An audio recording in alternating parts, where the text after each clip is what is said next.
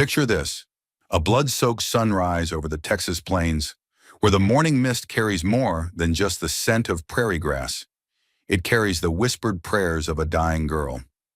What would you do if you found someone from a world your people called enemy, bleeding out on your land, begging you not to let them die alone? Jake Morrison thought he knew the answer to that question. He lived by the code of the frontier for 32 years. Mind your own business, trust your gun more than your neighbors, and never ever get involved in something that could cost you everything you built.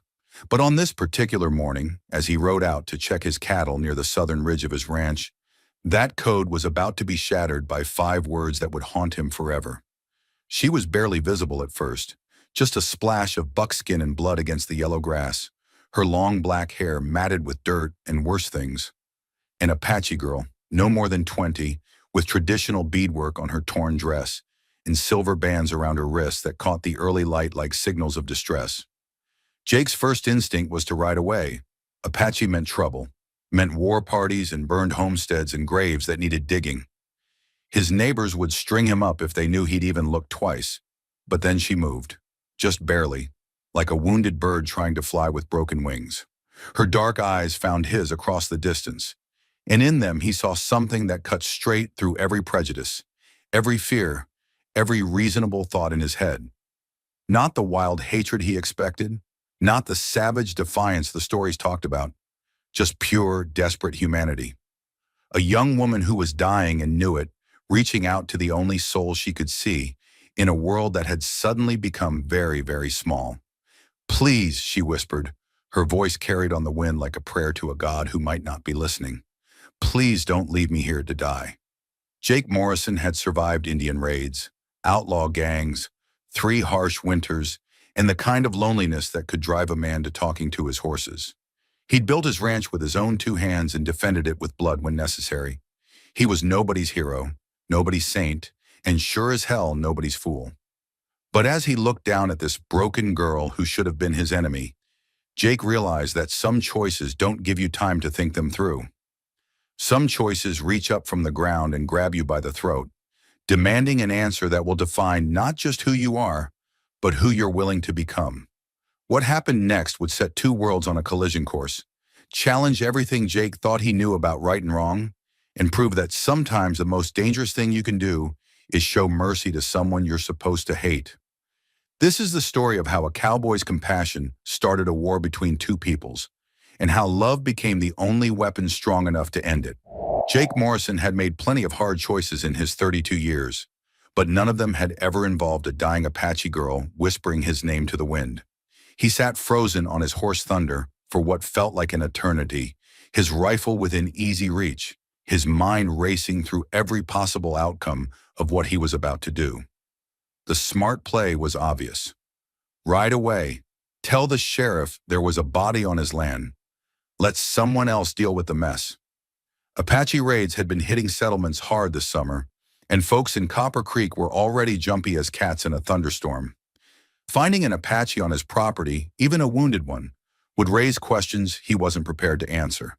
But she was looking at him with those dark eyes that seemed to hold all the pain in the world, and Jake found himself dismounting before his brain could talk his heart out of it. "Easy now," he said, his voice rougher than he intended as he approached her slowly, hands visible and empty. "I ain't gonna hurt you." She flinched when he spoke, her body tensing like a cornered animal, but she was too weak to run. Up close, the damage was worse than he thought. Deep cuts along her arms, a nasty gash on her forehead that had bled down the side of her face, and something in the way she held her left side suggested broken ribs. Her breathing was shallow, labored. "Who did this to you?" Jake asked, crouching down a safe distance away. He'd learned enough Apache words from trading with peaceful bands to know the basics, but she surprised him by answering in clear English. "Raiders," she whispered, her voice barely audible. "Not my people. Bad men with white faces and black hearts." She coughed, flecks of blood staining her lips. "They took the others. Left me for the buzzards." Jake's jaw tightened. Renegade whites raiding under the guise of Apache to stir up trouble between the tribes and settlers. It was an old trick, but effective. The kind of men who'd torture a girl for sport and leave her to die slow. "What's your name?" he asked gently. "Ayana," she said, the word floating between them like a prayer. "It means eternal blossom." Jake nodded, filing the name away in a part of his heart he hadn't accessed in years. "I'm Jake. Jake Morrison. This here's my land." She studied his face with those penetrating eyes as if she could read his soul like tracks in the dirt. "You will leave me," she said quietly. It wasn't a question, just a statement of fact, resigned and tired. "Your people and mine, we are enemies now." "Maybe," Jake said, surprising himself with his honesty. "But right now, you're just a person who's hurt bad, and I'm just a man who can't walk away from that." He stood up, decision made despite every rational thought screaming at him to reconsider. "I'm gonna get some supplies from my saddlebags." "Don't try to run. You'll only hurt yourself worse." Ayana almost smiled at that. "I could not run if the devil himself was chasing me." Jake worked quickly, pulling out a canteen, clean cloth, and a small bottle of whiskey he kept for emergencies. This definitely qualified. As he returned to her side, he saw her watching him with a mixture of wariness and desperate hope that twisted something deep in his chest. "This is gonna hurt," he warned, uncorking the whiskey. "Everything hurts," she replied simply. He started with the head wound, cleaning away the dried blood as gently as possible. She didn't cry out, but he felt her body go rigid under his touch. Her skin was fever hot, and he could see infection starting to set in around the deeper cuts. "Those men," Jake said, trying to distract her as he worked, "they say anything about why they took your people?" Ayana's eyes flashed with something darker than pain. "They spoke of a man named Carson, said he pays good money for Apache women and children to work his mines." "The men." She trailed off, her jaw clenching. Jake knew the name. Silas Carson ran silver mines up in the mountains, and rumors had been circulating for months about his labor practices. Nothing anyone could prove, but the kind of whispers that made decent folk uncomfortable. "How many were taken?" he asked. "7. My sister among them." Her voice broke slightly on the last words. "Little bright star. She is only 14 summers." Jake's hand stilled for a moment. A sister, a child. The scope of what he was getting involved in suddenly became much larger and more dangerous. Carson had money, influence, and a small army of hired guns. Going up against him would be like spitting into a hurricane. But looking down at Ayana's face, seeing the desperate love and fear there, Jake realized he was already past the point of walking away. "We'll get her back," he heard himself say, the words coming out before he could stop them. Ayana's eyes widened. "You would do this? Risk your life for people you do not know?" Jake finished bandaging her head wound, his movements careful and precise. "I reckon I would. Question is, are you strong enough to tell me what I need to know to make it happen?" For the first time since he'd found her, Ayana's lips curved into something that might have been a smile. "I am strong enough for many things, Jake Morrison. I am my father's daughter." "Who's your father?" "Chief Standing Bear of the Chiricahua." She said it with quiet pride, despite her circumstances. "He leads the last free band in these mountains." Jake's blood ran cold. Standing Bear was a legend, a war chief who'd been fighting the army and settlers for 20 years, known for his tactical brilliance and absolute refusal to surrender. If this girl was his daughter, then helping her was tantamount to declaring war on every white settlement within 100 miles. "That complicate things for you?" Ayana asked, reading his expression. Jake was quiet for a long moment, considering. Then he carefully lifted her into his arms, feeling how light she was, how fragile despite her obvious strength. "Nah," he said, settling her across Thunder's saddle. "I never was much good at simple anyway." As they rode toward his ranch, Ayana leaning against his chest for support, Jake tried to calculate just how much trouble he was riding into. But every time he started to second-guess himself, he remembered those 5 words that had started it all. "Please don't leave me here to die." Some choices, Jake reflected, weren't really choices at all. They were just disguised as such to make a man feel like he had some control over his destiny. Truth was, the moment he'd seen Ayana lying broken in that field, his fate had been sealed.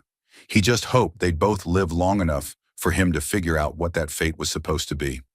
The ranch house came into view as the sun reached its zenith. A modest two-story structure Jake had built himself from pine logs and determination. It wasn't much to look at, but it was solid, defensible, and far enough from town that neighbors didn't drop by uninvited. Today, that isolation felt like both a blessing and a potential trap. Ayana had dozed fitfully during the ride, her body finally succumbing to exhaustion and pain. Jake could feel the fever burning through her buckskin dress, and he knew she needed proper medical attention soon. The nearest doctor was in Copper Creek, but taking her there would raise questions Jake wasn't ready to answer. He'd have to do his best with what he had. As he dismounted and carefully lifted Ayana down from the horse, she stirred, her eyes fluttering open. "Where are we?" "My place," Jake said. "You'll be safe here while you heal up." She looked around at the ranch, taking in the well-maintained buildings, the sturdy corrals, the small herd of cattle grazing in the distance. "You live alone?" "Just me and the livestock," Jake confirmed. "My wife died 3 years ago." "Cholera." The words came out matter of fact, but Ayana heard the pain underneath them. "I am sorry for your loss." Jake nodded, then carried her up the porch steps and into the house. The interior was clean, but sparse. Furniture built for function rather than comfort. Walls bare except for a few practical items. It was the home of a man who'd stopped expecting company. He settled her on the leather sofa in the main room, then went to stoke the fire in the stone hearth. "I'll get some food started and heat up water for washing those wounds proper." "You need to rest." But Ayana was looking around the room with sharp eyes, cataloging details. "You have no weapons displayed," she observed. Jake glanced back at her, surprised by the comment. "Keep 'em where I can reach 'em quick, not where folks can see 'em easy." "Smart." She was quiet for a moment, then asked, "Do you trust me, Jake Morrison?" The question caught him off guard. "Trust you how?" "To be here, in your home, to know where you sleep, where you keep your food, your water." Her dark eyes met his steadily. "To know you are alone." Jake considered the question seriously. By any reasonable measure, he was being incredibly foolish. Ayana could have friends nearby, could be part of some elaborate trap, could simply be waiting for him to let his guard down before slitting his throat. The smart money said a man couldn't trust anyone who wasn't his own kind, especially not in times like these. But looking at her now, wounded, exhausted, asking the question with genuine curiosity rather than calculation, Jake found his answer. "Yeah," he said simply, "I trust you." Something shifted in Ayana's expression, a wall coming down that he hadn't even realized was there.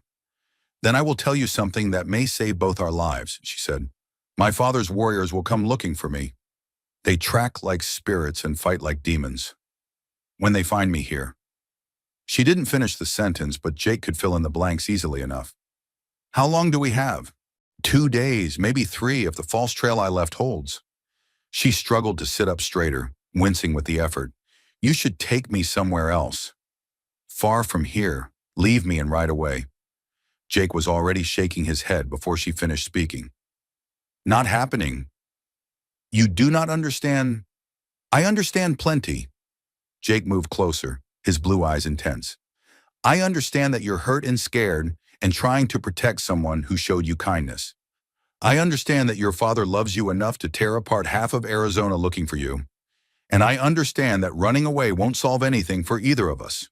Ayana stared at him in amazement. "You would face my father's warriors? For me?" Jake was quiet for a long moment, studying her face. The high cheekbones, the intelligent eyes, the strength that radiated from her, even in her weakened state. When he spoke, his voice was soft but absolutely certain. "Miss Ayana, I'd face the devil himself if it meant keeping you safe." The words hung in the air between them, heavy with implications neither was quite ready to examine. Outside, a hawk cried in the distance, and somewhere beyond the mountains, Jake knew, Apache warriors were already on the trail. The clock was ticking, and Jake Morrison had just committed himself to the most dangerous gamble of his life. But as he looked into Ayana's eyes and saw something that might have been the beginning of trust, he realized he wouldn't change a damn thing about the choice he'd made. The first night was the worst. Ayana's fever spiked just after midnight, sending her into delirious ramblings that mixed Apache words with broken English pleas for her sister. Jake sat beside the sofa through the long hours, changing cool cloths on her forehead and trying not to think about how small and vulnerable she looked in the flickering firelight. Around 3 in the morning, she jolted awake with a gasp that sounded like a dying animal, her dark eyes wide and unfocused. For a moment she didn't seem to recognize where she was, her body tensing as if to flee. "Easy," Jake said softly, not moving from his chair so as not to startle her further. "You're safe. You're at my ranch, remember?" Ayana's breathing slowly steadied as awareness returned. She looked around the room, then back at him. "You stayed with me." "Wasn't gonna leave you to fight the fever alone," Jake replied. "How you feeling?" She took inventory of her body with the practiced assessment of someone who'd been injured before. "Like I was trampled by a Mustang, but better than yesterday." Jake smiled despite his exhaustion. "That's progress. Think you could manage some broth?"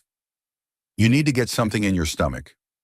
As he prepared a simple soup from beef bones and vegetables, Jake found himself stealing glances at Ayana. In the morning light streaming through the windows, he could see details he'd missed before. The intricate beadwork on her dress that told stories he couldn't read, the silver bracelet on her wrist engraved with symbols that seemed to dance in the light, the way her hair caught the sun like spun silk. She was beautiful. There was no denying that. But it was more than just her physical appearance that drew him. There was an intelligence in her eyes, a strength that showed through even in her weakened state. She carried herself like royalty, which Jake supposed she was, in her own way. "Your wife," Ayana said suddenly, breaking into his thoughts. "What was her name?" Jake's hand paused for a moment as he stirred the pot.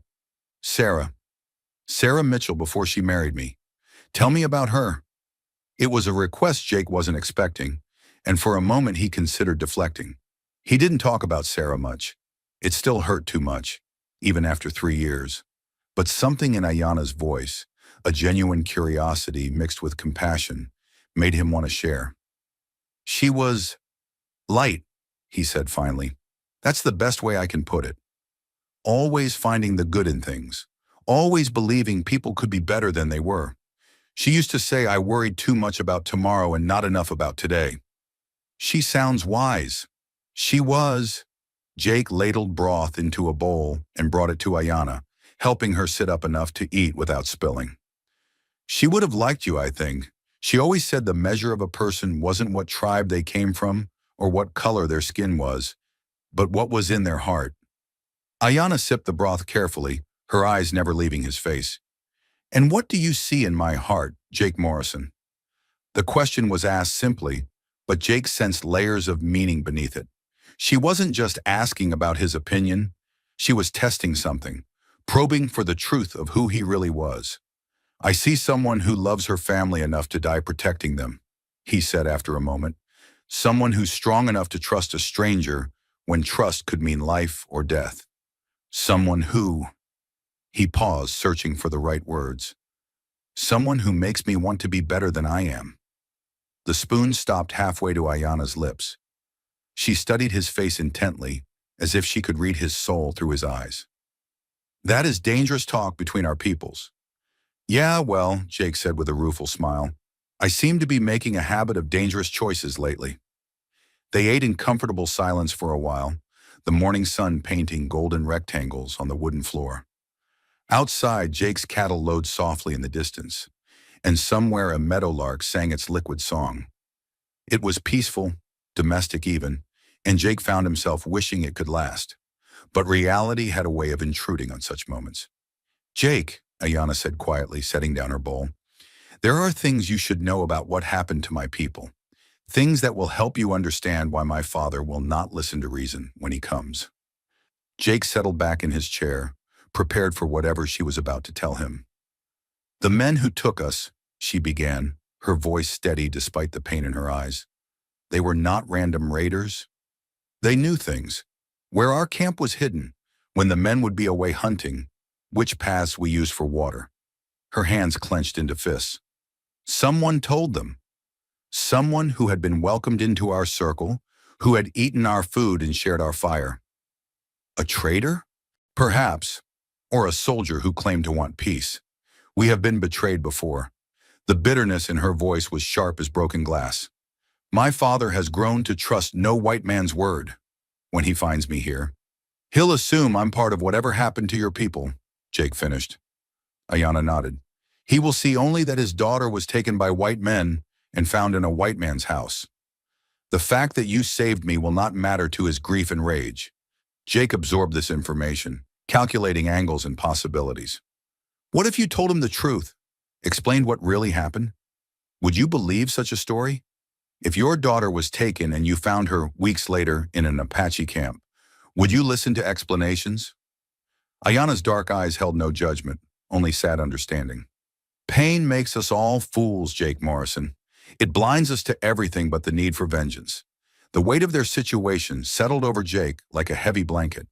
He was caught between forces that had been building toward conflict for years, forces that didn't care about individual acts of kindness or the growing connection he felt with the woman sitting in his living room. There might be another way, he said slowly, an idea forming. What if we could prove who really took your people? Show your father that Carson and his men are the real enemy. Ayanna leaned forward, wincing slightly at the movement. How? Carson's mines are only 2 days' ride north of here. If he's got your people working his claims, there'll be evidence. Witnesses. Maybe we could, We? Ayanna interrupted. Jake realized what he'd said and felt heat rise in his cheeks. I mean, I could go look. You need to rest and heal. No. Her voice was firm, brooking no argument. If you go, I go with you. They are my people, my sister. I will not hide here while others fight my battles. You can barely sit up without help, Jake protested. I will be stronger tomorrow, and stronger still the day after. She met his gaze with stubborn determination. Besides, you will need me to identify my sister and the others, to speak to them in our language, to convince them you are not another enemy. Jake wanted to argue, wanted to insist she stay where it was safe, but he could see the futility of it in her expression. This was Chief Standing Bear's daughter, raised to be a warrior in her own right. She would not be protected against her will. All right, he said finally, but we do this smart. Careful, and if things go bad, we face them together. Ayanna's hand moved to cover Hina's where it rested on the arm of his chair. Her skin was warm, soft despite the calluses that spoke of a life lived outdoors. That is what partners do, is it not? Partners. The word hung in the air between them, loaded with implications that went far beyond their immediate situation. Jake looked down at their joined hands, at the contrast between his sun-weathered fingers and her smaller, more delicate ones, and felt something shift in his chest. Yeah, he said quietly, that's what partners do. The rest of the day passed in a strange kind of domestic intimacy. Jake tended to Ayanna's wounds, changing bandages and applying fresh salve to the healing cuts. She insisted on helping with small tasks, mending a tear in one of his shirts, seasoning the stew that would be their evening meal. They talked about inconsequential things, the weather, the cattle, the way the light changed as it moved across the mountains. But underneath the casual conversation, Jake was acutely aware of her presence in his home, the way she moved with unconscious grace despite her injuries, the sound of her voice humming an Apache lullaby as she worked, the way she looked at him when she thought he wasn't watching, as if she was trying to solve some complex puzzle. As evening approached, Jake found himself reluctant to leave her side even long enough to tend to the animals. It was foolish. She was safe in the house, and the chores couldn't wait. But every time he moved toward the door, he felt an almost physical pull to stay near her. Go, Ayanna said with gentle amusement, as if she could read his thoughts. Your horses need attention, and I am not so fragile that I will break if left alone for an hour. Jake nodded reluctantly and headed for the door, but stopped when she called his name. Jake? Her voice was soft, uncertain. When you come back, will you tell me about Sarah? About how you met her? What made you fall in love? The request surprised him, but not unpleasantly. Why? Ayanna's cheeks colored slightly. Because I want to understand what kind of man you are. What kind of woman could capture your heart? Jake felt something warm unfurl in his chest at her words. "Yeah," he said, "I'll tell you." As he walked to the barn, Jake reflected on how much his life had changed in just 2 days. A week ago, his biggest concern had been whether the creek would run dry before the autumn rains came. Now he was harboring a fugitive Apache princess, planning what amounted to a rescue mission against one of the territory's most powerful men, and trying to ignore the way his pulse quickened every time Ayana smiled at him. Sarah would have laughed at the mess he'd gotten himself into, but she also would have understood why he couldn't have done anything else. She'd always believed that love came in many forms. Love for family, for justice, for the lost and broken things that needed healing. Looking back toward the house where warm lamplight spilled from the windows, Jake wondered if maybe, just maybe, he was beginning to understand a new kind of love altogether. The kind that was worth risking everything for, even if it meant facing down an entire Apache war party to protect it. As he settled in for another night of watching over Ayana, Jake Morrison made himself a promise. Whatever came next, whatever dangers they would face together, he wouldn't let anything happen to the woman who had already changed his life in ways he was only beginning to comprehend. Some things, he was learning, were worth any price, even if that price was everything he'd ever built. Dawn came too soon and not soon enough. Jake had barely slept, his mind cycling between worry for Ayana's condition and the growing certainty that they were about to ride into something that could get them both killed. But when he checked on her at first light, she was already awake, sitting up and testing the range of motion in her injured arm. "How do you feel?" he asked, studying her face for signs of pain or fever. "Strong enough," she replied, though Jake could see the careful way she moved, protecting her ribs. "And determined enough to make up for what I lack in strength." Jake had prepared supplies through the night: food, water, ammunition, and medical kit in case things went badly. His best rifle was cleaned and loaded, his Colt checked twice. But as he watched Ayana struggle to stand without showing weakness, doubt gnawed at him. "Ayana, maybe we should wait another day. Give you more time to—" "No!" Her voice cut through his concern like a blade. "Every day we wait is another day my sister suffers in those mines. Another day closer to my father's warriors finding your ranch." She moved to the window, gazing north toward the mountains. "Time is a luxury we do not have." Jake nodded reluctantly. She was right, even if every protective instinct he had screamed against it. "All right, but we do this my way once we get close to Carson's operation. I know the country up there, and I know how men like Carson think. And I know how my people think," Ayana countered. "If we are to convince them to trust you, to come with us willingly, they must hear it from one of their own." An hour later, they were riding north through the pine-covered foothills, Jake on Thunder and Ayana on his gentlest mare, a sorrel named Honey. Despite her injuries, she sat the horse with natural grace, moving with the animal rather than fighting it. Jake found himself stealing glances at her, admiring the way she seemed to become part of the landscape rather than merely traveling through it.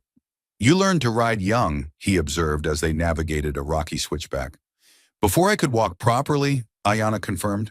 "My father said a Chiricahua who could not ride was like a bird who could not fly. Useless and doomed." She patted Honey's neck affectionately. "This is a good horse, gentle but not weak." "Like her rider," Jake said without thinking, then felt heat rise in his cheeks at the implications of his words. Ayana glanced at him with something that might have been amusement. "Do you think me gentle, Jake Morrison?" The question was loaded with challenge, and Jake considered his answer carefully. "I think you're careful about when to show your strength and when to show your vulnerability. That takes a different kind of courage than just being tough." "And what kind of courage do you show?" Jake was quiet for a moment, thinking about the question. "The stupid kind, mostly. Sarah used to say I had a talent for doing the right thing at the wrong time." "Perhaps there is no wrong time to do what is right," Ayana suggested. "Perhaps there are only people too afraid to act when the moment comes." They rode in comfortable silence for a while, the mountain air crisp and pine-scented around them. Jake found his attention divided between watching the trail ahead and being acutely aware of Ayana's presence beside him. There was something about her that made him feel more alive, more present in each moment. Even facing potential danger, He couldn't remember the last time he'd felt so complete. It was a dangerous way to feel about someone he'd known for less than 3 days, someone whose very presence in his life could get him killed. By midday, they'd reached the overlook that provided their first view of Carson's mining operation. Jake pulled out his spyglass and studied the scene below, while Ayanna crept up beside him, moving with the silent grace of someone raised to hunt and scout. The main camp was larger than Jake had expected. Dozens of rough buildings scattered across a cleared valley, with mining shafts carved into the hillsides like wounds. Smoke rose from multiple cook fires, and Jake could see armed guards posted at regular intervals around the perimeter. "There," Ayanna whispered, pointing toward a cluster of makeshift shelters near the eastern edge of the camp. "Those are not miners' quarters." Jake focused the spyglass on the area she indicated and felt his jaw clench. The structures were little more than lean-tos made from scrap wood and canvas, clearly designed to house people who weren't expected to need much comfort. As he watched, he saw figures moving around the shelters, women and children, some of them clearly Native American. "I see them," he said grimly. "Question is, how do we get close enough to make contact without getting ourselves shot full of holes?" Ayanna was already studying the terrain, her experienced eyes picking out potential routes of approach. "There is a ravine that runs along the eastern side. If we wait until the guards change shifts..." A rifle shot cracked through the mountain air, echoing off the canyon walls. Both Jake and Ayanna froze, pressing themselves flat against the rocks. Below them, shouts erupted from the camp as men ran toward the mining shafts. "What's happening?" Ayanna whispered. Jake adjusted the spyglass, trying to get a better view. What he saw made his blood run cold. Cave in. One of the shafts collapsed. Even from their position high above the camp, they could hear the desperate shouts as men worked to clear debris from the tunnel entrance. Jake watched Carson himself emerge from the main building, gesturing angrily as he surveyed the situation. "This is our chance," Ayanna said suddenly. "While they are distracted..." "Are you insane?" Jake grabbed her arm as she started to rise. "They'll be on high alert now. This is the worst possible time to..." "This is when people show their true nature," Ayanna interrupted, her dark eyes blazing. "When crisis comes, when others are suffering, will Carson risk his precious guards to save trapped miners? Or will he count his losses and protect his profits?" As if in answer to her question, they watched Carson point toward the collapsed shaft, then shake his head and turn away. Several of his men started to follow him back to the main building, leaving only a skeleton crew working at the debris. "Son of a bitch," Jake muttered. "He's abandoning them." "And now we know what kind of man we face," Ayanna said grimly. "The kind who values gold more than lives." The sound of shouting from below grew more desperate, and Jake could see women from the shelter area running toward the collapsed mine, only to be turned back by guards. One woman, small with long black hair, fought against the man holding her back, her voice carrying across the valley in what Jake recognized as Apache. Ayanna went rigid beside him. "Bright Star," she breathed. "Your sister?" "Yes." Ayanna's voice was thick with emotion. "She is trying to reach the mine. Someone she cares about must be trapped." Jake watched through the spyglass as the young girl was forcibly dragged back toward the shelters, her anguished cries audible even at their distance. The casual brutality of it, the complete disregard for her obvious distress, made something cold and hard settle in his chest. "We're going down there," he said, decision made. "Jake, no. It is too dangerous. Look at me." His voice was quiet but intense, and when Ayanna met his eyes, she saw something there that hadn't been present before. A kind of focused determination that was both impressive and slightly frightening. "That's your sister down there, suffering while Carson counts his money. And those miners, they might die while we sit up here being careful." Ayanna studied his face for a long moment. "This is not your fight. Like hell it isn't." Jake was already checking his weapons, his movements quick and efficient. "The moment I decided to help you, the moment I saw what kind of operation Carson's running, this became my fight too. And if we die," Jake met her gaze steadily, "then we die trying to do something that matters. Sarah always said that was the only way worth going." Something shifted in Ayanna's expression, surprise, admiration, and something deeper that made Jake's pulse quicken. You are not what I expected, Jake Morrison. What did you expect? A kind man who would help a wounded stranger and then step back when things became dangerous. She checked her own knife, the silver blade catching the afternoon light. I did not expect a warrior. Maybe I didn't either, Jake admitted. Maybe you bring out parts of me I didn't know were still there. They moved down the mountainside like ghosts, using the chaos around the collapsed mine as cover. Jake's heart hammered against his ribs, but his hands were steady, his movements sure. Beside him, Ayanna flowed through the terrain with liquid grace, her earlier injuries seemingly forgotten in the face of action and purpose. When they reached the edge of the camp, Jake caught her arm gently. Once we start this, there's no going back. Ayanna's hand covered his, warm and sure. I would not go back if I could. Even knowing what it might cost? She was quiet for a moment, looking toward the shelters where her sister was being held, then back at Jake. When she spoke, her voice was soft but absolutely certain. Some things are worth any price, Jake Morrison. Family, honor, and sometimes, she paused, her dark eyes holding his. Sometimes a chance to stand beside someone who makes you believe in something better. Jake felt something shift between them in that moment, something that went beyond partnership or mutual respect. It was the recognition of two people who had found something rare and precious in each other, something worth fighting for, even in the face of impossible odds. All right then, he said quietly. Let's go save your sister. As they crept toward the shelter area, using the continuing confusion around the mine collapse as cover, Jake reflected on how much his life had changed since finding Ayanna in his pasture. 3 days ago, he'd been a man content to live quietly, to avoid trouble, to honor his wife's memory in solitude. Now he was about to assault a heavily defended mining camp, to rescue a group of Apache captives. And the only thing that surprised him about it was how right it felt. Some choices, Jake realized, didn't just change your circumstances. They revealed who you'd always been underneath, just waiting for the right moment to emerge. And as he prepared to risk everything for a woman he was rapidly falling in love with, and a cause that could get them both killed, Jake Morrison discovered that he was apparently the kind of man who would face impossible odds for the people he cared about. It was a good thing to know about yourself, even if you learned it at the worst possible time. The chaos around the collapsed mine shaft provided better cover than Jake had dared hope. Guards who should have been patrolling the perimeter were either helping with the rescue effort or standing around watching Carson rage at his foreman. In the confusion, two figures moving carefully through the shadows went completely unnoticed. Jake and Ayanna reached the edge of the shelter area just as the sun began its descent toward the western peaks. The makeshift structures were even more pathetic up close. Scraps of wood and canvas that wouldn't keep out a spring rain, let alone provide comfort for the people forced to live in them. There, Ayanna whispered, pointing toward a cluster of women huddled near the largest shelter. I see her. Jake followed her gaze and spotted the girl who had fought against the guards earlier. Even from a distance, the family resemblance was clear.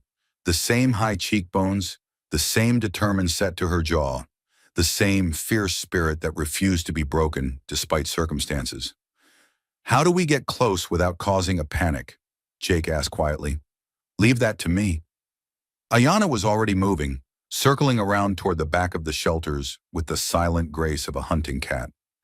Jake watched nervously as she approached the group of women from behind, moving from shadow to shadow until she was close enough to speak. He saw her call out softly in Apache, saw the heads turn, saw the moment of shocked recognition on Brightstar's face. The reunion was brief but intense. Brightstar rushing to embrace her sister, while the other women formed a protective circle around them. Jake could see Ayanna speaking rapidly in their native language, gesturing toward his position. Several of the women looked his way with obvious suspicion, but Brightstar's reaction was different. She studied him for a long moment, then nodded once, as if coming to some internal decision. Ayanna made a subtle hand signal, and Jake crept forward to join the group. Up close, he could see the toll captivity had taken on all of them. Hollow cheeks, bruised arms, the haunted look of people who had seen too much suffering. But there was also strength there, a resilience that reminded him why the Apache had never been truly conquered. This is Jake Morrison, Ayanna said quietly in English, her hand finding his arm. He is the one who saved me, the one who brought me here to find you. Bright Star studied Jake with eyes that seemed far too old for her 14 years. When she spoke, her English was halting but clear. Sister says you are different, that you risk much for people not your blood. Your sister's worth risking for, Jake replied simply, and so are all of you. An older woman stepped forward, her face lined with worry and suspicion. She spoke rapidly to Ayana in Apache, her tone sharp with questions. Gray Dove wants to know if this is a trap, Ayana translated. If you are working with Carson to make us trust you, Jake looked directly at the older woman as he answered. Ma'am, if I was working with Carson, I wouldn't need tricks to control you. He's got guns and guards for that. I'm here because... He glanced at Ayana, saw something in her eyes that gave him courage to speak the truth. Because your daughter saved my life just by trusting me, and I figure the least I can do is try to return the favor. Gray Dove's expression softened slightly, but before she could respond, shouts erupted from the direction of the main camp. Through the gaps between buildings, Jake could see torches being lit as evening approached. They're organizing search parties, he said grimly. Someone must have noticed we're here. No, Bright Star said, her young face grim. They search for the miners, the ones who lived through the cave-in. Carson, She struggled for the English words. He does not want them to tell what they saw in the deep tunnels. Jake felt ice form in his stomach. What did they see? Bright Star looked to her sister, spoke quickly in Apache. Ayana's face went pale as she listened. Bodies, Ayana translated, her voice barely above a whisper. Old bodies. Apache bodies. Carson has been using the mines to hide the evidence of his raids, his murders. The pieces clicked together in Jake's mind with sickening clarity. Carson wasn't just using forced labor, he was systematically eliminating Apache bands and hiding the evidence in the mines. The cave-in had exposed his secret graveyard, and now he was hunting down anyone who might have seen it. We need to move, Jake said urgently. Now, before... Too late, Gray Dove hissed, pointing toward the camp entrance. Jake turned to see a line of torches moving toward the shelter area, guards with rifles spreading out in a search pattern. At their head walked Carson himself, a tall man with silver hair and cold eyes that seemed to catalog everything they fell upon. Back here, Jake whispered, motioning toward a gap between two shelters. Stay low and quiet. They huddled in the shadows as the search party approached, Jake's hand hovering over his Colt while Ayana gripped her knife. The other women pressed close together, some of them holding children who had learned not to cry at the worst possible moments. Carson's voice carried clearly in the mountain air as he addressed his men. Check every shelter, every hiding place. If any of those miners are alive, I want them found and dealt with quietly. And while you're at it, do a head count on our workers. Make sure none of them are getting ideas about wandering off. Jake met Ayana's eyes in the dim light and saw his own determination reflected there. They couldn't save everyone, not tonight, not against these odds. But they could save some. They could save the ones who mattered most to the woman who was rapidly becoming everything to him. Bright Star, he whispered urgently. Can you and two others travel fast and quiet? The girl nodded without hesitation. I can. Gray Dove? Ayana asked her in Apache. The older woman's response was firm, decisive. She pointed to herself and one other woman, a younger Apache with intelligent eyes who had been listening intently to their conversation. Windwalker, Ayana explained. She knows the mountain paths better than anyone. All right, Jake said, his mind racing through possibilities. We take these three and get them clear of the camp. Once they're safe, we figure out how to come back for the others. Jake, Ayana said softly, her hand touching his arm. There are 12 people here. We cannot save them all in one trip. I know.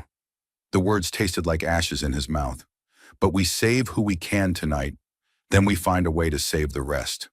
A torch flared nearby, close enough for them to see the shadow of a guard moving between the shelters.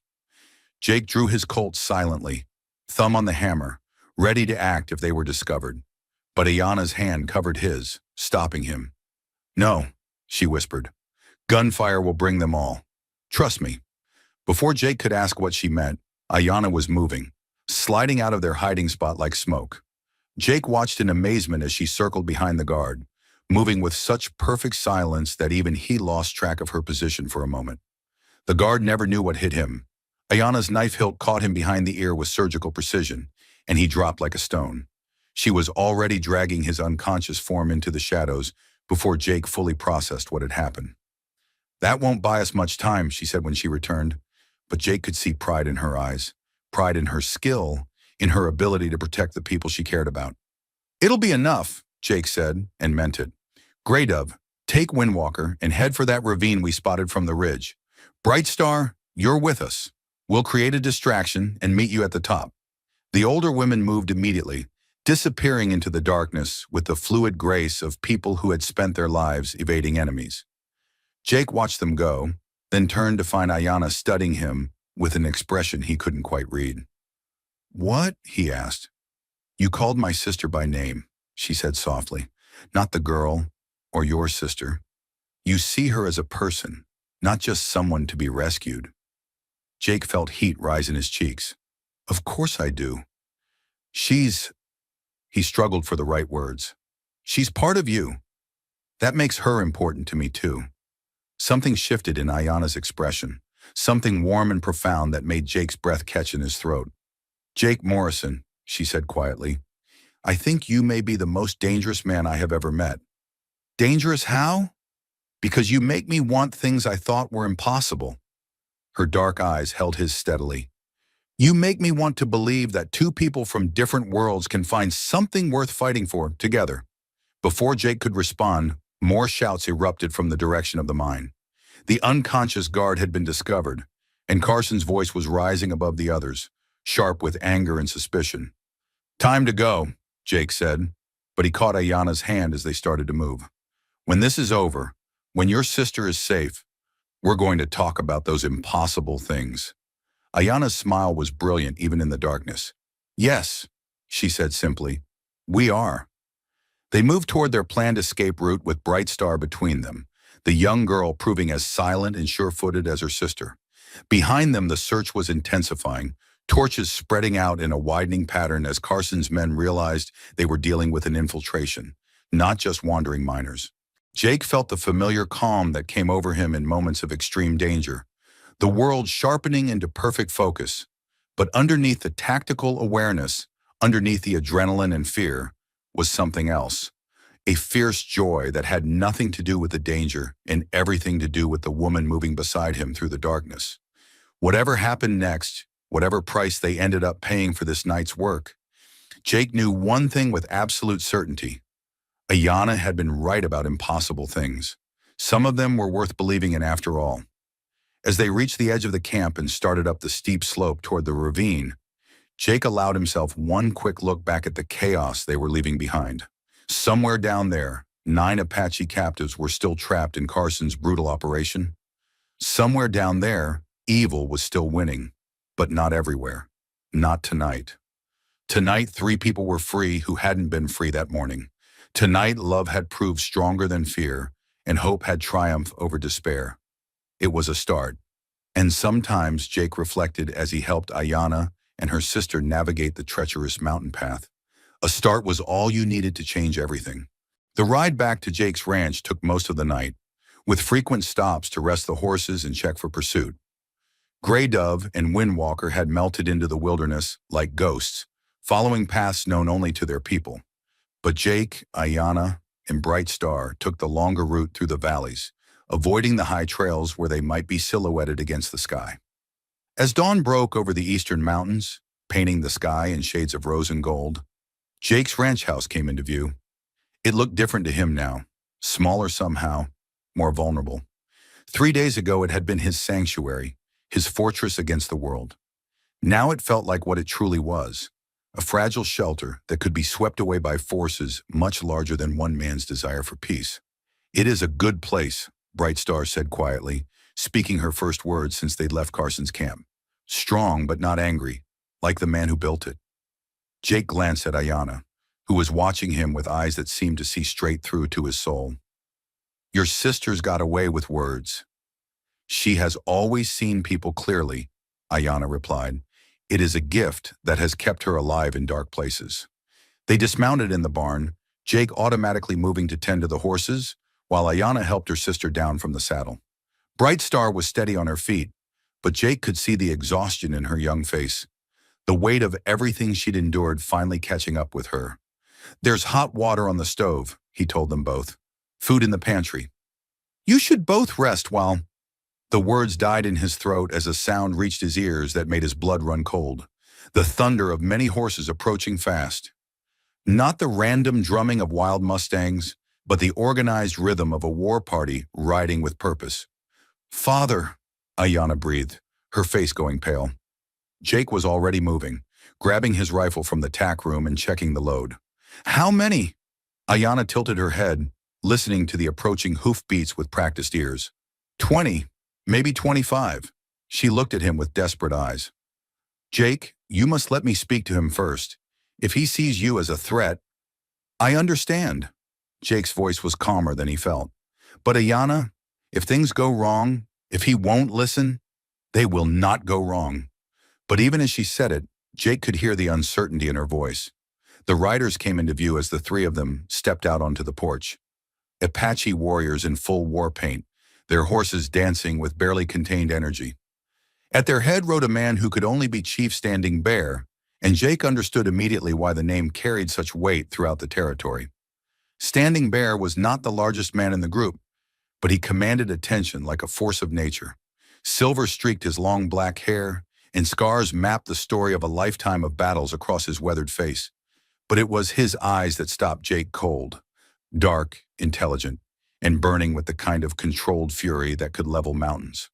The war party spread out in a semicircle around the ranch house, rifles and lances ready but not yet pointed at targets. Standing Bear himself dismounted with fluid grace and walked toward the porch, his gaze locked on Jake with predatory intensity. "Father," Ayanna called out in Apache, stepping forward with her hands visible and empty. Standing Bear's eyes flicked to his daughter, and for just a moment, Jake saw the mask slip. Relief, love, and desperate worry all flashed across the chief's face before the iron control reasserted itself. He spoke to Ayanna in rapid Apache, his voice sharp with questions. She answered in the same language, her tone respectful but firm. Jake caught his own name mentioned several times, along with words he didn't recognize but could guess at from context. Explanation, rescue, trust. Standing Bear listened without interruption, his gaze never leaving Jake's face. When Ayanna finished speaking, the silence stretched like a bowstring, taut with potential violence. Finally, the chief spoke, his English accented but clear. "My daughter tells me you saved her life, that you risked your own safety to help her find her sister." "Yes, sir," Jake replied simply. "I did. And she tells me you ask nothing in return, that you expect no reward, no treaty, no advantage for your people." Standing Bear's eyes narrowed. "In my experience, white men always want something. What do you want, Jake Morrison?" The question hung in the air like smoke, heavy with implications. Jake was acutely aware of the 20-plus warriors surrounding them, of the fact that one wrong word could turn this conversation into a bloodbath. But he was also aware of Ayanna standing beside him, a bright star watching from the doorway, of the trust he'd been given by people who had every reason to distrust him. "I want your daughter to be safe," Jake said, meeting Standing Bear's gaze directly. "I want her sister to have a chance to heal from what those bastards did to her. And I want the men responsible for kidnapping your people to face justice." "Justice?" Standing Bear's voice was cold as winter wind. "Your people's justice? Or mine? I reckon there's not much difference when it comes to men like Carson," Jake replied. "He's got 9 more of your people in those mines, working them to death and worse. That's not right by any measure." Standing Bear studied him for a long moment, then walked closer, close enough that Jake could see the intelligence burning in those dark eyes. The calculation of a man who had survived decades of warfare through wit as much as courage.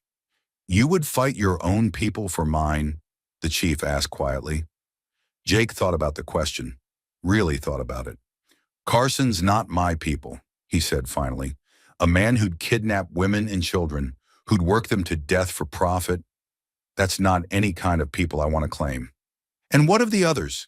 The townspeople who will see you as a traitor for helping us? Jake glanced at Ayana, saw something in her eyes that gave him strength. I reckon I'd rather be called a traitor by cowards than be welcomed by monsters.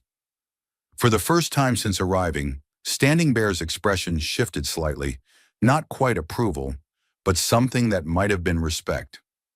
My daughter also tells me, the chief continued, his voice dropping to a tone that somehow carried more menace than his earlier intensity, that there is something between you, something that goes beyond gratitude for a rescue.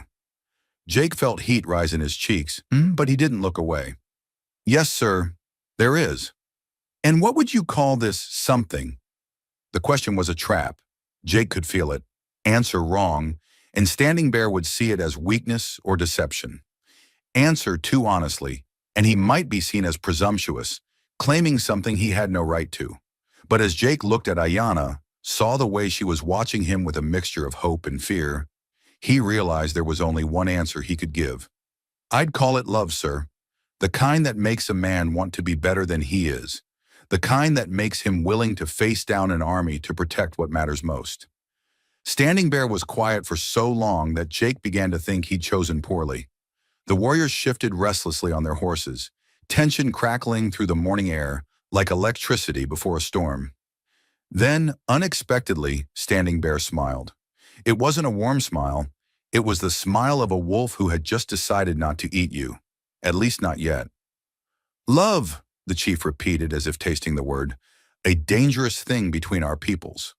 Yes, sir, Jake agreed, but some things are worth the danger. Standing Bear nodded slowly. Indeed they are. He turned to address his daughter in Apache, speaking at length while Jake stood frozen, unable to understand the words but desperately trying to read the tone. When the chief finished speaking, Ayana's face had gone pale, but she nodded with quiet dignity. She spoke a few words in response, then turned to Jake. My father says you have proven your courage and your honor, she said, her voice carefully controlled. But courage and honor are not enough for what you ask. Jake's heart sank. What does he want? A test, Standing Bear answered for himself. You claim to love my daughter. You claim to be willing to fight for what is right. Prove it. How? Standing Bear's smile turned predatory. Help us rescue the rest of our people from Carson's mines, not as a scout or a guide, but as a warrior. Fight beside us as one of us. The chief paused, letting the weight of his words sink in. If you survive, if you prove worthy in battle, then we will speak of impossible things like love between worlds. Jake felt the ground shift beneath his feet. This wasn't just about rescuing captives anymore. This was about proving himself worthy of Ayana, about earning the right to stand beside her as an equal rather than just a well-meaning outsider. And if I don't survive? He asked. Standing Bear's expression didn't change. Then the question becomes irrelevant. Jake looked at Ayana, saw the fear in her eyes, but also something else. A desperate hope that he would say yes, that he would take this impossible risk for the chance to build something with her. Jake, she said softly, you do not have to do this. My father will take his people and go. You will be safe. But Jake was already shaking his head. No, he said, his voice growing stronger with each word. I made a promise to help free your people. All of them.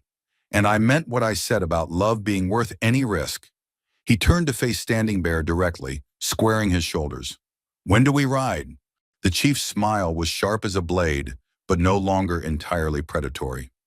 Tonight, when the moon is dark, we will see what kind of warrior lives inside Jake Morrison's heart.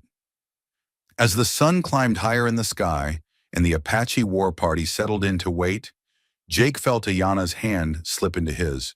Her fingers were warm, sure, and when he looked into her eyes, he saw everything he needed to know about the choice he just made. Some things were worth any risk. Some things were worth facing an entire army for. And some things, like the love growing between a lonely rancher and an Apache chief's daughter, were worth risking everything to protect. The moon was nothing more than a sliver of silver in the star-drunk sky when Standing Bear's war party moved out toward Carson's mining operation.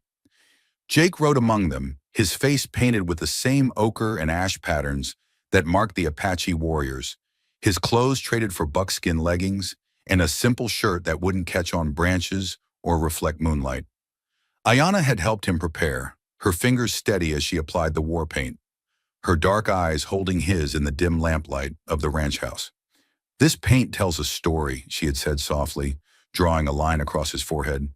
"It says you ride with the people now, that you fight for something larger than yourself." "What if I'm not worthy of it?" Jake had asked, voicing the fear that had been gnawing at him since Standing Bear's challenge. "You became worthy the moment you chose love over fear," Ayanna replied, completing the pattern on his cheeks. "The rest is just proving it to yourself."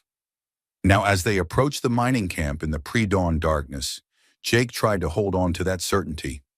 Around him, the Apache warriors moved like shadows, their horses' hooves wrapped in leather to muffle sound. Standing Bear had positioned Jake in the center of the formation, close enough to prove his courage, but protected enough to survive his first real battle. The plan was elegant in its simplicity. 3 groups would strike simultaneously. Standing Bear would lead the main assault on the guard posts, drawing attention and fire. A smaller group would circle around to free the remaining captives from the shelters. And Jake, along with 2 of Standing Bear's most trusted warriors, would infiltrate Carson's main building and capture the man himself.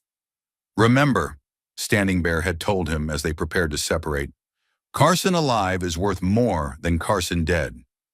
He knows things, where other raids have taken our people, which officials have helped him, how deep his network goes." Jake nodded, checking his weapons one final time. The weight of the Colt on his hip was familiar, comforting, but the Apache knife at his belt felt strange. It was a gift from Standing Bear, a blade that had taken lives in defense of the people, now entrusted to a white man who was trying to earn his place among them. The signal came as a hawk's cry, barely distinguishable from the real thing. Immediately, the night exploded into action. Gunfire erupted from the guard posts as Standing Bear's warriors struck like lightning, their war cries splitting the darkness. Jake saw muzzle flashes bloom like deadly flowers in the darkness, heard the confused shouts of guards who had been caught completely off guard. "Now," whispered Wind Rider, one of Jake's companions, and they were moving toward Carson's building at a dead run. Jake's heart hammered against his ribs as they reached the main structure, a 2-story building that served as Carson's office and residence. Most of the guards had rushed toward the sounds of battle, leaving only 2 men at the front entrance. Wind Rider and his partner, a young warrior called Swift Arrow, took them down with brutal efficiency. No guns, just knives in the darkness and the sudden silence of men who never saw death coming. Jake felt his stomach clench at the casual violence, but reminded himself of the children working in Carson's mines, of the bodies hidden in the collapsed tunnels. They slipped through the front door like ghosts. The interior was lavishly appointed, fine furniture, expensive carpets, paintings on the walls that probably cost more than most men made in a year. It was the home of a man who had built his wealth on the suffering of others. "Upstairs," Jake whispered, remembering the layout from his surveillance. "His bedroom's at the end of the hall." They climbed the stairs in single file, every creak of the floorboards sounding loud as gunshots in the tense silence. Behind them, the battle raged on, but Jake forced himself to focus on the mission. Carson was the key to everything, the proof they needed, the man whose testimony could expose the entire network of corruption and cruelty. The bedroom door was unlocked. Inside, they found Carson frantically stuffing papers into a leather satchel, his silver hair disheveled, his expensive nightclothes wrinkled with sweat. "Going somewhere?" Jake asked, and stepping into the room with his Colt drawn. Carson spun around, his face cycling through surprise, fear, and finally settling on cold calculation. "Morrison, I should have known. Always did think you were too soft for this territory." "Soft enough to let you walk out of here alive if you cooperate," Jake replied. "Hard enough to paint these walls with your brains if you don't." Carson's eyes flicked to the 2 Apache warriors flanking Jake, and something ugly twisted in his expression. "You're riding with savages now? That's lower than I thought even you could sink." Wind Rider stepped forward, his knife glinting in the lamplight, but Jake held up a hand to stop him. "The only savage I see in this room is the man who's been kidnapping women and children for slave labor." "Business is business," Carson said with a shrug that chilled Jake to the bone. There's demand for workers, and I supply it. Basic economics. And the bodies in the mines? The ones you've been hiding in the collapsed tunnels? For the first time, genuine fear flickered in Carson's eyes. You don't know what you're talking about. I know you've been murdering Apache families and hiding the evidence underground. I know you've got connections in the territorial government, maybe even Washington. And I know you're going to tell us everything, or we're going to let Standing Bear's warriors ask you the hard questions their way. Carson's face went pale. Everyone in the territory had heard stories about Apache interrogation techniques, and while most were exaggerated, enough truth remained to fuel nightmares. You wouldn't. You're not like them. You're civilized. Jake stepped closer, letting Carson see something in his eyes that hadn't been there a week ago. Something hard and final that spoke of choices made in lines crossed. Maybe I was civilized once, Jake said quietly, but that was before I saw what you did to innocent people. Before I learned that sometimes the only way to stop a monster is to become something a little monstrous yourself. The sound of approaching footsteps in the hallway ended the conversation. Standing Bear himself appeared in the doorway, his war paint streaked with sweat and someone else's blood, his dark eyes fixed on Carson with predatory intensity. The guards are defeated, the chief announced. Our people are free. Now we deal with the man responsible for their suffering. Carson looked between Jake and Standing Bear, then at the papers scattered around his satchel. Wait, he said desperately. I can give you information. Names, dates, locations of other operations. I can help you stop this whole network. Standing Bear stepped into the room and suddenly it felt much smaller. You will give us this information. The question is whether you will give it willingly or whether we will take it from you piece by piece. I'll talk, Carson said quickly, but I want guarantees. Protection. A deal with the territorial authorities. The territorial authorities are the ones who've been helping you, Jake interrupted. Half the officials in this territory have been taking your money to look the other way. Carson's expression shifted again, calculation replacing fear. Then you need me alive more than I need your protection. Without my testimony, you'll never prove the corruption goes all the way to the top. It was true, and they all knew it. Carson might be a monster, but he was a monster with valuable information. Information that could save lives and expose a network of corruption that stretched far beyond one mining operation. Standing Bear studied Carson for a long moment, then nodded slowly. You will live. For now. But you will also face justice. Our justice, not the white man's courts that have ignored our people's suffering for so long. What does that mean?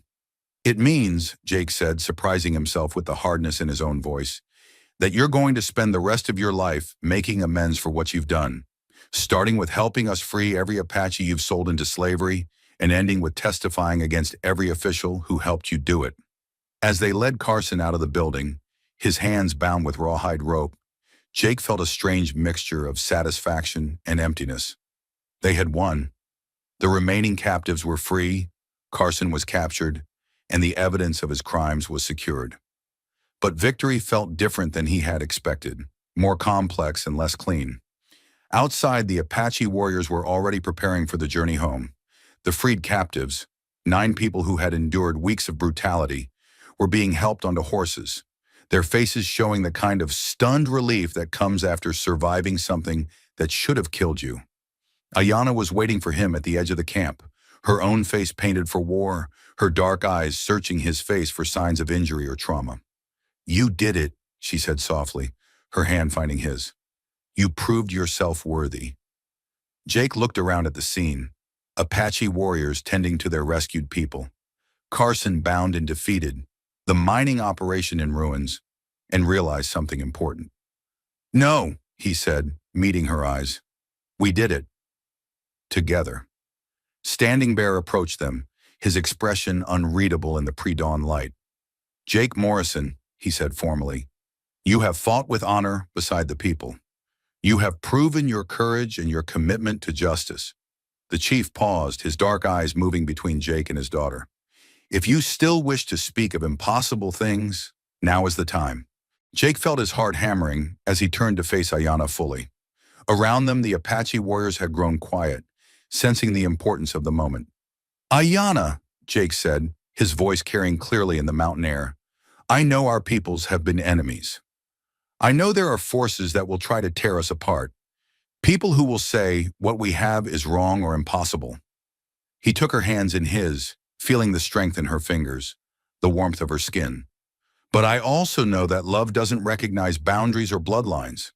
And I know that I want to spend whatever time I have left on this earth trying to be worthy of the gift you've given me. Ayana's eyes were bright with unshed tears, but her voice was steady when she replied, Jake Morrison, you have already proven yourself worthy. You risked everything for my people, not because you had to, but because your heart demanded it. She smiled, and it was like sunrise breaking over the mountains. I choose you as you have chosen me. Whatever comes, we face it together. Standing Bear nodded slowly, then did something Jake hadn't expected. He smiled genuinely and warmly. Then it is settled, the chief said. You will be married in the Apache way, with the blessings of the people. And Jake Morrison, he clapped a strong hand on Jake's shoulder. Welcome to the family. As the sun rose over the mountains, painting the sky in shades of gold and rose, Jake Morrison stood surrounded by Apache warriors and held the woman he loved in his arms. It wasn't the life he had planned, wasn't the safe, quiet existence he had thought he wanted. It was something infinitely better. 6 months later, Jake and Ayana's ranch had become a symbol of something new in the territory, a place where Apache and white families worked together, where old enemies had become partners in building something better. Carson's testimony had indeed brought down a network of corruption that reached into the highest levels of government, and the man himself worked every day in the fields he had once ruled through fear and violence. It wasn't perfect. There were still those on both sides who saw their union as betrayal or abomination. But there were also those who saw it as hope, as proof that the cycle of violence could be broken by people brave enough to choose love over fear. And on quiet evenings, when Jake and Ayana sat on their porch watching the sunset paint the mountains purple and gold, they knew they had found something worth all the risks they had taken. Some things were worth any price. Some things were worth facing down an army for. And sometimes, if you were very lucky and very brave, those impossible things turned out to be possible after all. And so across these unforgiving lands, another tale drifts away with the wind. A story of how love conquered fear, how courage bridged two worlds, and how one man's choice to show mercy to a dying stranger changed everything. Jake Morrison started as a lonely rancher who just wanted to mind his own business and live quietly on his patch of Texas dirt. But when he heard those 5 desperate words, "Please don't leave me here to die," he discovered that some choices don't give you time to think them through. Some choices reach up from the ground and grab you by the throat, demanding an answer that will define not just who you are, but who you're willing to become.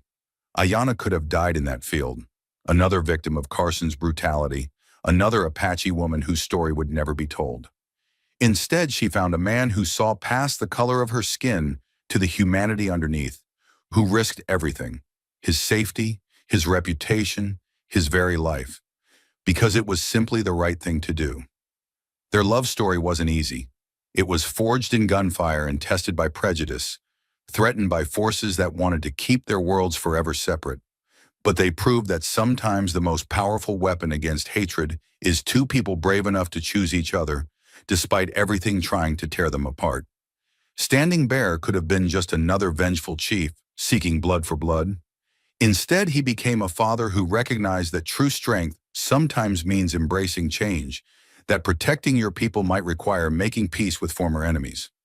His test of Jake wasn't about violence. It was about commitment, about proving that love backed by action is stronger than words alone. And Carson? Well, sometimes justice doesn't come from a hangman's noose. Sometimes it comes from forcing a man to spend the rest of his life making amends for the evil he's done, working the same fields where his victims once suffered, living with the knowledge that his empire of cruelty crumbled because one cowboy chose compassion over convenience. But here's what I want to know from you, the folks who've ridden this trail with us tonight. Have you ever been faced with that kind of choice? A moment when doing the right thing meant risking everything you'd built? When love, whether for family, justice, or another person, demanded that you step outside your comfort zone and into the unknown? Maybe you found someone lying broken by the side of life's road, and you had to decide whether to stop and help or keep riding.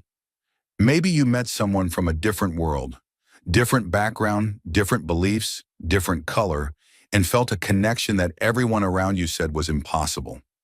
Maybe you discovered corruption or cruelty in your own community and had to choose between staying silent and speaking up. Those moments define us more than any other. The moments when our hearts and our fears go to war and we have to decide which one wins. Tell us in the comments, what would you have done in Jake's boots? Would you have risked everything for a stranger? Have you ever found love in an unexpected place with someone the world said you shouldn't care about? Share your stories of courage, of love that conquered fear, of times when doing right cost you everything, but gave you something even more valuable in return. Your stories matter here at Wild West Stories. Every comment, every shared experience, every tale of ordinary people doing extraordinary things reminds us why these old stories still echo across the years. They're not just about cowboys and Indians, about gunfights and gold rushes. They're about the eternal human struggle to choose love over hate, courage over fear, hope over despair. If this story touched something in your heart, if it reminded you that impossible things sometimes turn out to be possible after all, then smash that like button, ring that notification bell, and subscribe for more tales from the frontier, where love was the bravest weapon of all. Because out here in the wild west of the human heart, there are still so many stories left to tell. Stories of redemption and romance, of justice and second chances, of ordinary folks who discovered they were capable of extraordinary things when love demanded it of them. Until next time, keep your hearts open to impossible things, your courage ready for when it's needed. And remember, sometimes the most dangerous thing you can do is show mercy to someone you're supposed to hate. This is Wild West Stories, where every sunset promises a new beginning, and every sunrise brings another chance to choose love over everything trying to destroy it.